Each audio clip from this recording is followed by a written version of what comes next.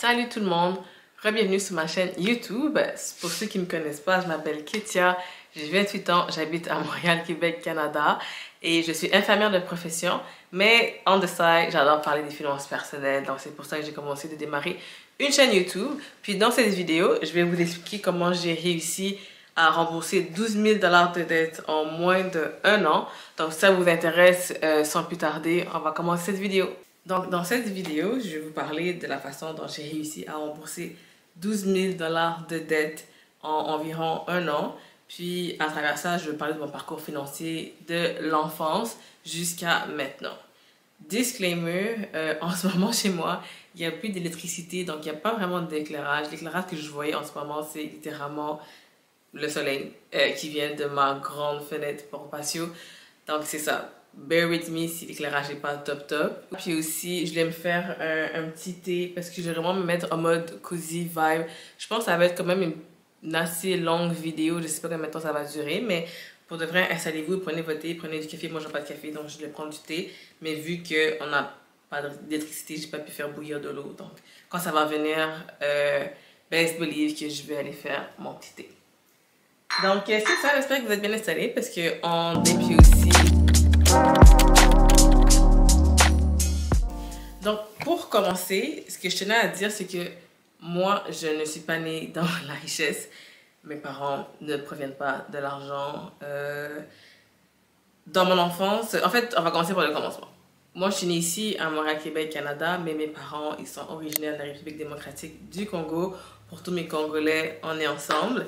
Et ils sont venus ici dans les années 90. Donc, ils ont eu leurs 3 enfants, ma soeur, moi et mon petit frère, ici à Montréal. Oh my god, guys! Yay! Et la lumière fut. Je suis vraiment contente. L'électricité est revenue. Je reviens, pause, je vais les faire monter. Donc, revenons à nos petits oignons. Ce que je disais, c'est que c'est ça, je suis née ici. Mes parents sont venus ici dans les années 90 avant de nous avoir. Puis, honnêtement, on vivait pas dans la richesse. On vient d'un quartier défavorisé de Montréal. Puis, on vivait dans des appartements coopératifs, donc des logements à loyer modique, dans des H&M. Mais on n'a jamais manqué de rien. Nos parents ont toujours fait en sorte qu'on manquait absolument de rien. Donc, moi, j'allais à l'école publique du quartier au primaire. Puis, à la fin de mon primaire, mon père est tombé gravement malade. Il a fait un AVC au point qu'il est devenu handicapé. C'est lui le pourvoyeur principal de la maison. Ma mère travaillait un petit peu, mais pas beaucoup. Mais suite à sa maladie, en fait, elle a dû prendre le dessus. Donc, c'est elle qui a travaillé dans la maison, qui a travaillé pour subvenir aux besoins de la maison. Donc, la dynamique familiale avait complètement changé. Mon père, son AVC était assez sévère, donc il était handicapé, il était complètement paralysé du côté droit. Donc, juste pour vous dire que c'était pas une passe très facile dans notre vie. Puis déjà, on n'avait pas tant d'argent, donc imaginez l'impact financier que ça a eu chez nous. Donc, on voulait absolument pas sur l'or, mais encore une fois, mes parents ont vraiment tout fait pour qu'on persévère. Puis, moi, évidemment, je suis enfant de première génération d'immigrants. Puis, ceux qui me regardent et qui sont dans la même situation, vous savez que la chose la plus importante pour nos parents, c'est l'éducation. Donc, mes parents, ils ont toujours fait en sorte que malgré le fait qu'on n'était pas riches, ils voulaient absolument qu'on aille à l'école. Donc, au primaire, on était à l'école publique, mais pour le secondaire, on allait à l'école privée.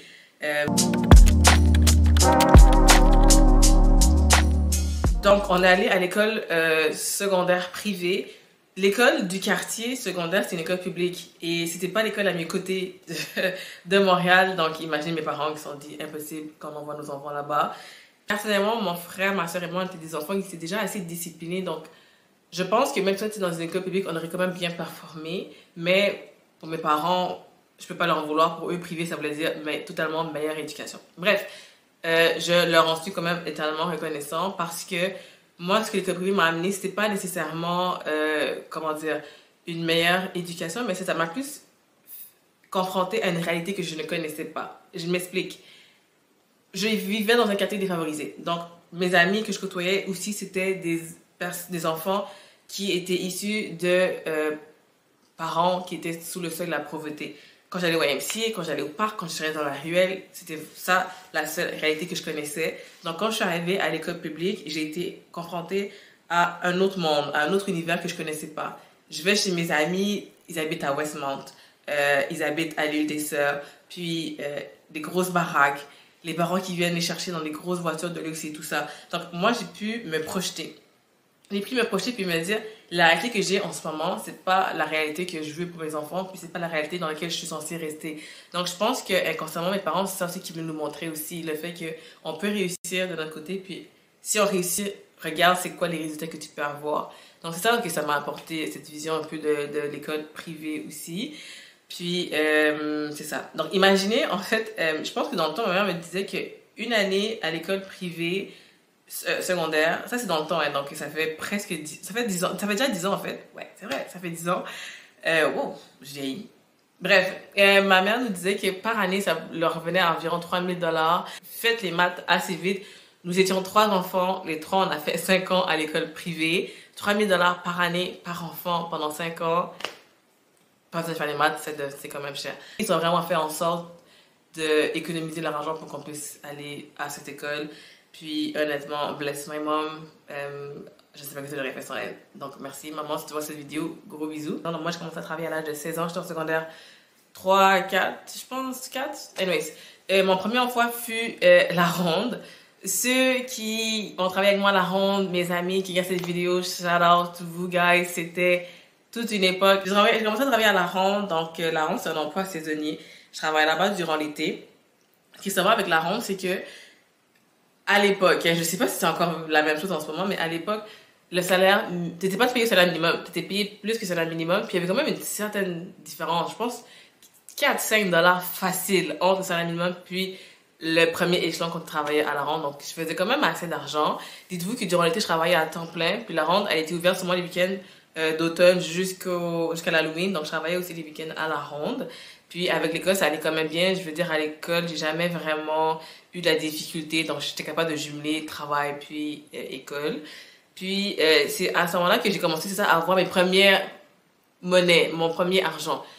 Mes parents étaient vraiment en mode survie. Donc, eux, leur but, c'était juste de subvenir à nos besoins essentiels. Donc, la nourriture, des vêtements, mais comme essentiel, l'éducation, avoir un toit sur notre tête, puis c'est tout. Donc moi, ce que je faisais avec l'argent que je recevais à la ronde, guys, vous pouvez imaginer, je sortais avec mes amis, j'achetais des vêtements chez Urban Planet, Ardennes, Forever 21, back in the day, j'étais toujours là-bas. Les nouveaux Jordan qui sortaient au Foot Locker, j'étais là, j'ai passé mon argent dedans. Au de vrai, je voulais juste me gâter. Vu que mes parents ne pouvaient pas me gâter, moi, je me suis dit, je vais juste me gâter, donc... c'est à ce moment-là que j'ai dépensé vraiment tout mon argent. Là, je gradue du secondaire en 2014. Tout se passe bien. Là, je vais dans un cégep.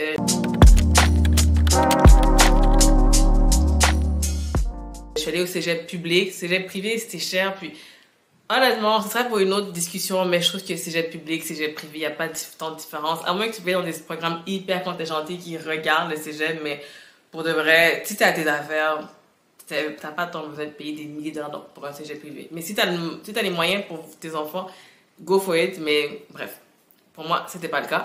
Donc, je suis allée au cégep public, puis ma mère, qui voyait que quand même on commençait à se faire de l'argent, elle a dit, vous êtes capable de payer vos propres affaires. Donc, j'ai pu commencer à payer mes articles scolaires. Donc, une session dans le temps, au cégep, c'était environ 200-300 $. Moi, j'étais en sciences de la santé.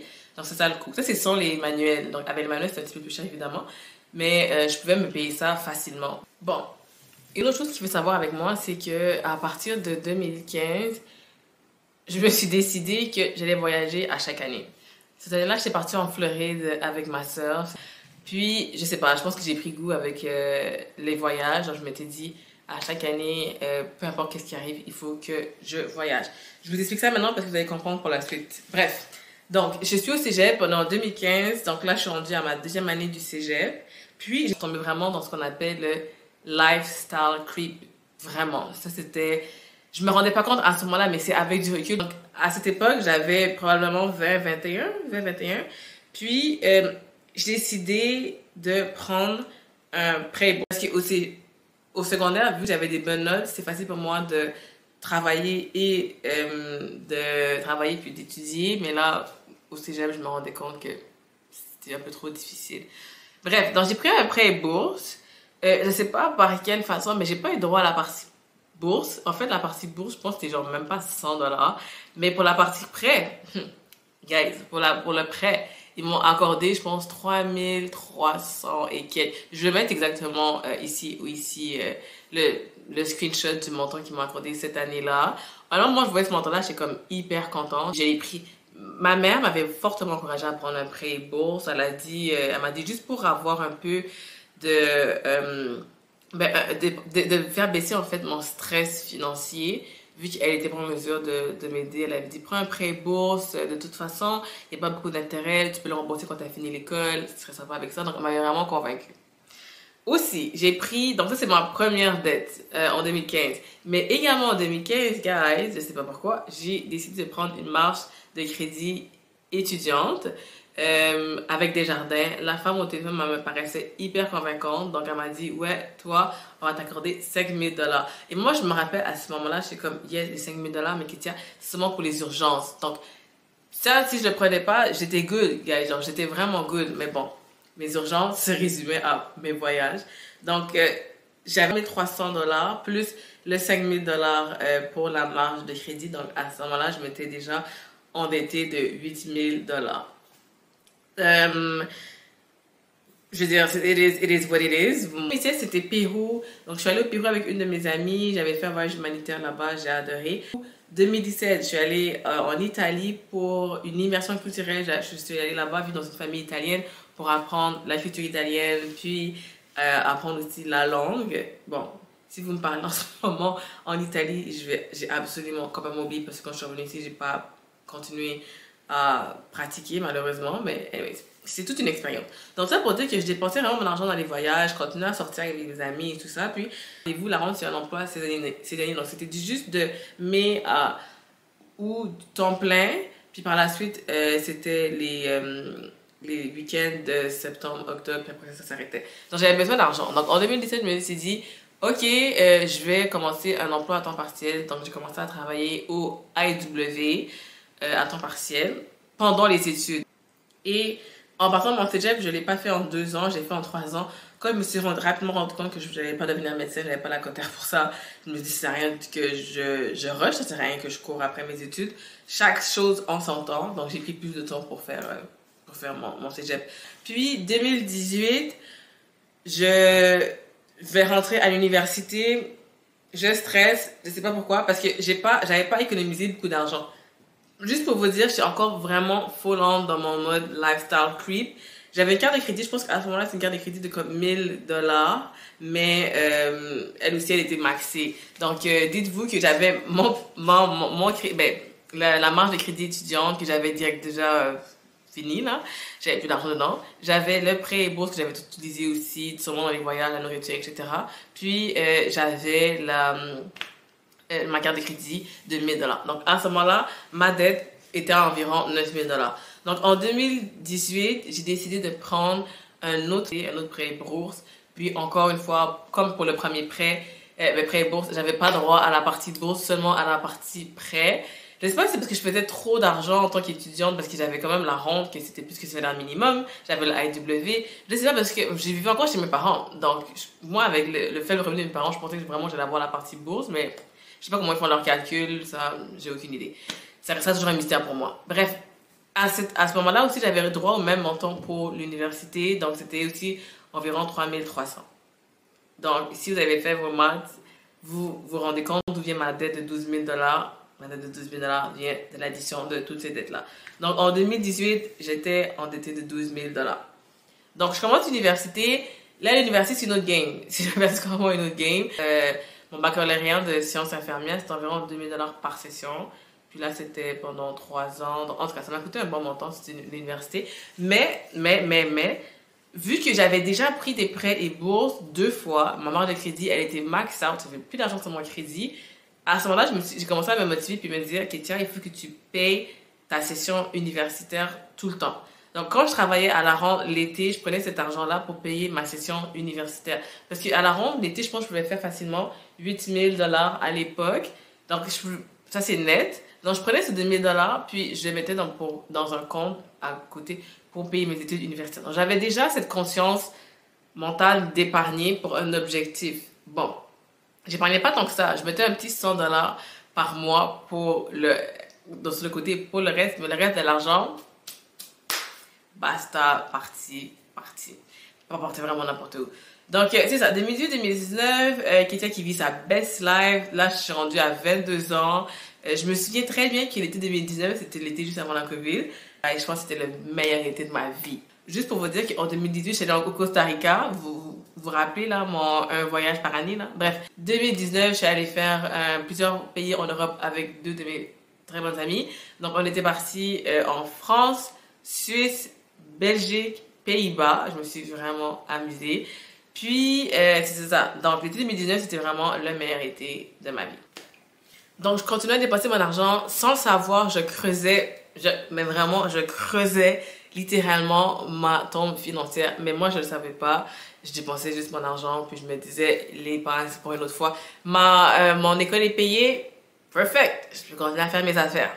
Donc, après avoir fini mon Hot Summer Girl 2019, en octobre, c'est là que je rencontre mon fiancé Brandon, qui fut, à ce moment-là, je ne me rendais pas compte, mais ce fut un moment charnière de ma vie, mais complètement, vous allez le voir plus tard, vous allez comprendre plus tard. Donc, je rencontre Brandon en 2019, ça se passe super bien, le courant passe, on se met en couple en novembre 2019. Au 2020, Brandon et moi, on est assis dans un resto brunch de Montréal. Shout out à chez Cora au centre-ville.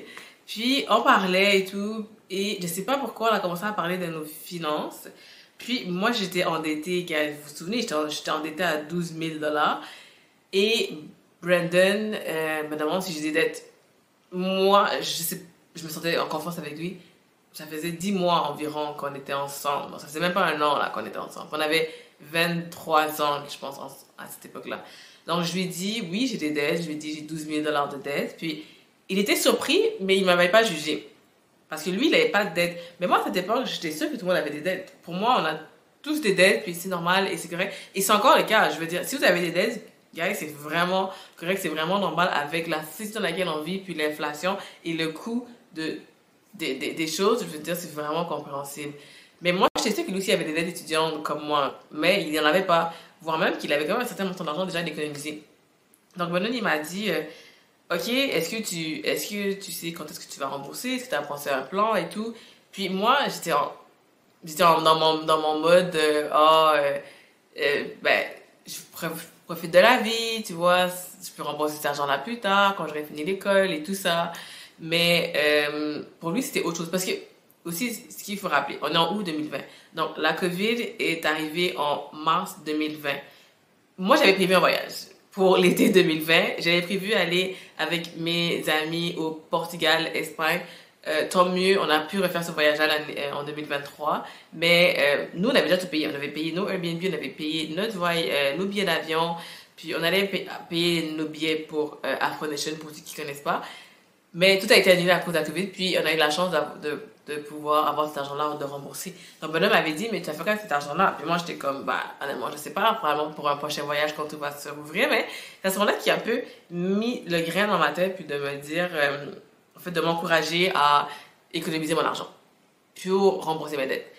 Puis j'étais comme, ouais, c'est vrai, tu sais quoi, t'as raison et tout. Et à la place de voyager, parce que vous savez, si tout était fermé, on ne pouvait plus voyager, on ne pouvait plus rien faire, j'ai pris cette opportunité-là en été 2020 pour faire mon externat en soins infirmiers. D'autant plus que, durant cette période, ils avaient énormément besoin de personnel de la santé. Donc, nous, qui n'avons pas encore fini l'école, je pense en sciences infirmières, on pouvait travailler en tant qu'externe. Puis on était payés pratiquement comme une infirmière. Donc, j'avais pas fini l'école, puis j'avais déjà quand même un bon salaire. Bref, c'est pour ça qu'il dit que c'est un moment charnière, parce qu'il m'a fait vraiment réaliser l'importance d'économiser, puis l'importance de ne pas prendre l'argent à la légère. Puis en lui parlant, puis en vocalisant, puis en mettant des mots sur ma situation à quelqu'un d'autre, c'est comme si je transmettais cette responsabilité involontairement à quelqu'un d'autre. Mais là, on parle de mon partenaire de vie, puis à cette époque, je savais que Belen et moi, on allait... je savais, je veux dire, j'osais croire que c'était le bon. Donc, je me dis, pour lui, pour moi, pour nous, pour notre futur, il faut que j'avance. Il faut que j'avance, puis il faut que je me reprenne en main. J'ai les opportunités pour pouvoir réussir financièrement dans le sens que, comme je vous disais, l'opportunité de la COVID, elle était là. C'est vrai que c'était un moment qui était chiant, désastreux, déplorable pour la grande majorité d'entre nous. Un article dans la presse a expliqué bien comment notre jeunesse avait été mise en pause, en fait. Donc, mentalement parlant, c'était pas une période facile pour personne, mais je suis une personne qui est assez optimiste dans la vie, puis j'essaie de prendre le bon côté des choses, puis je suis aussi quelqu'un d'opportuniste, puis j'ai pris l'opportunité de pouvoir travailler beaucoup, puis à ce moment-là, pouvoir économiser beaucoup d'argent. Donc, c'est ce que j'ai fait. J'ai commencé à rationaliser, je veux dire, ça trottait dans ma tête. Après avoir parlé avec Benoît, je me suis dit, écoute, c'est vrai que tu as des dettes, tu peux commencer à les rembourser. Je vivais encore chez mes parents à ce moment-là. De août 2020 à mars 2021, je travaillais, j'avais quitté la ronde parce que la ronde était fermée pendant une bonne partie d'été de 2020. Donc, à ce moment-là, j'ai juste décidé de démissionner. Donc, j'ai quitté la ronde, mais je continuais encore à travailler au AEW. Donc, je travaillais au AEW pendant l'école et je travaillais aussi, je faisais aussi mon excellence. Donc, j'avais 2 emplois pendant l'école. C'est pas facile, mais je suis passée au travers quand même. Et puis, j'ai commencé à rembourser ma marge de crédit en mars 2021. En fait, j'ai commencé par ma carte de crédit, mais vu que c'est comme 1000 $, j'ai quand même remboursé assez facilement. Donc, ma carte de crédit était remboursée, on est rendu en mars 2021, donc je suis rendue à environ 11 000 $ de dette. Par la suite, je me suis attaquée à ma marge de crédit, comme je le disais plus tôt. Pourquoi ma marge de crédit? Parce que c'était le crédit qui avait le plus haut taux d'intérêt comparativement à mon prêt étudiant. Donc, ma marge de crédit, j'ai commencé à la rembourser. Vous allez voir, je vais mettre des screenshots de mes remboursements que j'ai trouvés sur mon compte Desjardins, mes relevés. Je suis vraiment contente d'avoir ça. Pour moi, c'est un testimony. Anyways, donc ma marge de crédit, elle est là, à 5 000, ou là, peu importe. À 5 000 $, j'ai commencé à la rembourser. Puis, j'avais pas vraiment de plan fixe pour ça, guys. Honnêtement, je vais juste mettre des montants. Quand j'avais un gros montant qui me venait, je le mettais dans ma marge de crédit. Pendant ce temps-là, j'essaie de me maintenir comme un certain niveau de vie. Je veux dire, j'étais pas en mode, il faut absolument que je rembourse mes dettes, je fais plus jamais rien de ma vie. Non, j'avais encore cette idée, vous vous rappelez, d'un voyage par année. 2020, j'ai pas voyagé parce que, évidemment, Covid.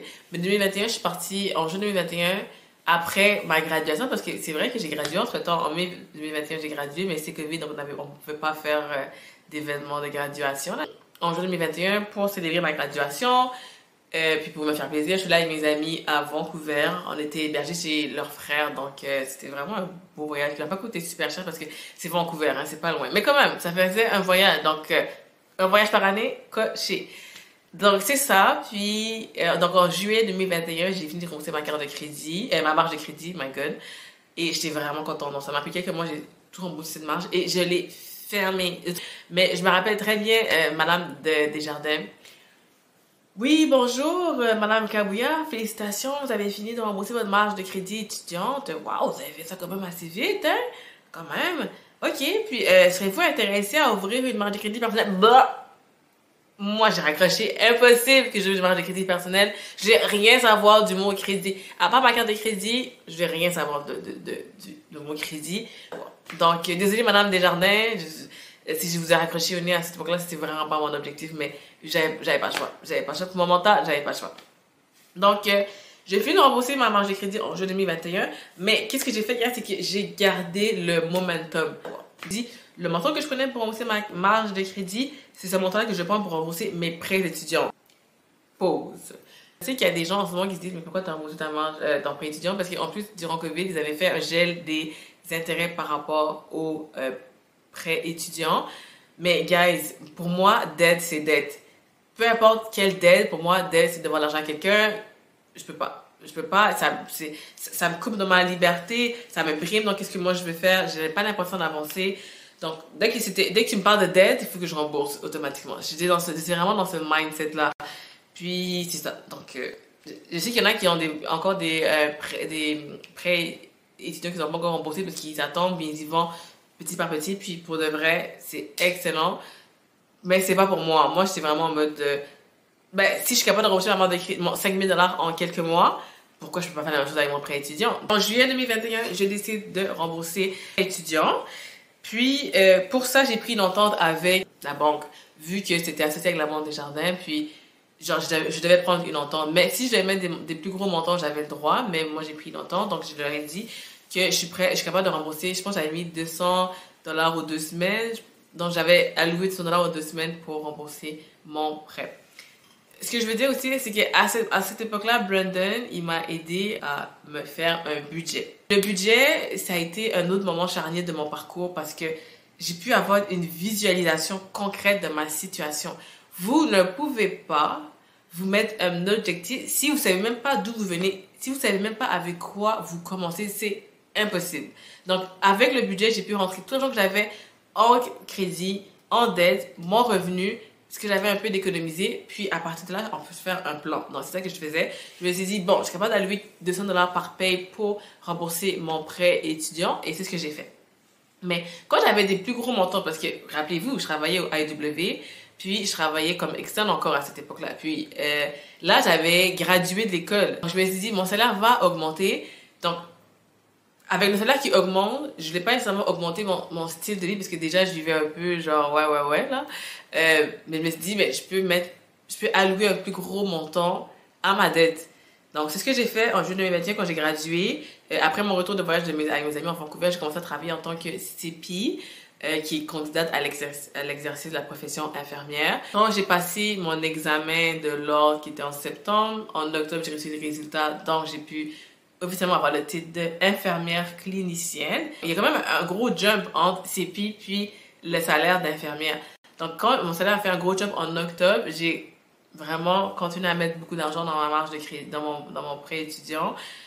Moi, mon plan, c'est de le rembourser vraiment rapidement. Donc, octobre, septembre, novembre, décembre, je mets des captures d'écran de moi qui remboursent ma dette, puis vous allez voir à quel point le montant est descend. Puis j'ai continué à mettre des montants, puis dès que j'avais un plus gros montant ou un plus gros paycheck dans le sens que j'avais pris des overtime ou quoi que ce soit, je mettais ça dans mon prêt étudiant. Puis j'avais aussi Benon de l'autre côté qui il me supportait énormément dedans. Donc c'est ça que j'ai dit que c'était sa rencontre a vraiment sonné le glace dans mon parcours financier. Puis ben shout out to you Brandon, I love you, bisous bisous, merci pour tout. Après, en février 2022, j'ai donné le dernier versement pour rembourser mon prêt étudiant. Donc, je n'avais plus de dette. C'était ma dernière dette, c'était mon dernier montant. Je pense que vous pouvez voir ici le dernier montant que j'ai mis. Je me rappelle c'est combien, il faudrait que je regarde. Je pense que c'est comme $800 que j'ai mis d'un coup pour rembourser cette dette. Et aussi, je vais vous mettre ici aussi le screenshot que j'ai envoyé à Brandon cette journée-là pour lui dire que I'm debt free. Et c'était vraiment un beau moment. Honnêtement, c'est ça mon parcours. Je l'ai un peu condensé, mais c'était juste pour vous donner une idée que je viens de loin. Je viens quand même de loin. Puis, je suis aussi privilégiée dans certains aspects. Et je suis complètement consciente du fait que j'ai pu rembourser cette dette rapidement, donc en moins d'1 an. Beaucoup à cause de mon mindset, mais aussi du fait que j'avais un emploi qui, à ce moment-là, était extrêmement en demande. Je veux dire, nous, les infirmières, on n'a pas d'emploi. Vous savez qu'on a toujours besoin d'infirmières. Puis, c'est à notre avantage. Donc, je sais que pour d'autres personnes, comme mon fiancé, lui, il a terminé en génie mécanique. En fait, c'est un ingénieur. Mais à cette époque, c'était vraiment difficile de trouver un emploi. Donc, s'il avait des dettes, il n'arrivait plus à rembourser ses dettes aussi facilement. And that's okay. Je veux dire, faut connaître notre réalité. Donc, c'est ça que moi, je me disais, j'ai pas d'excuses. J'ai pas d'excuses pour me dire, ben, j'ai pas l'argent pour rembourser parce que l'argent est là. Je veux dire, le travail est là, l'argent est là, qui tient juste lock-in. Puis j'étais vraiment en mode, je lock-in, je rembourse tout. Je rembourse tout rapidement. Déjà, je sais pas, on est rendu à combien de temps dans cette vidéo. Je sais pas combien de temps ça a duré pour expliquer mon parcours. Mais ceux qui sont rendus jusqu'à ici, pour de vrai, merci. Merci beaucoup.